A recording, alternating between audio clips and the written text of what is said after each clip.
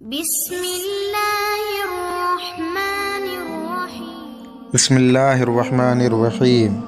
حضرت عبداللہ ابن مسعود سے روایت ہے کہ میں نبی کریم صلی اللہ علیہ وسلم کی بیماری کے وقت آپ کی خدمت میں حاضر ہوا اور حضور کو سخت بخار تھا۔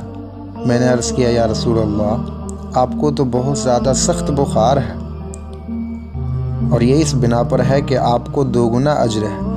فرمایا، ما من مسلم یصیبہ اذن الا حاث اللہ عنہ خطایاہ کما تحاث ورق الشجر، یعنی جس مسلمان کو کوئی تکلیف پہنچے تو اللہ تعالیٰ اس کے گناہوں کو دور کرتا ہے جیسا کہ درخت کے پتے گرتے رہتے ہیں۔ تو اس سے یہ پتہ چلا کہ جو کوئی بھی مسلمان بیمار ہوتا ہے، اس بیماری اور بخار کے ذریعے اللہ تعالیٰ اس کے گناہوں کو مٹاتا ہے، اس کے درجات کو مٹاتا ہے۔ اللہ تبارک و تعالیٰ ہمارے درجات کو بلند فرمائے، آمین ثم آمین۔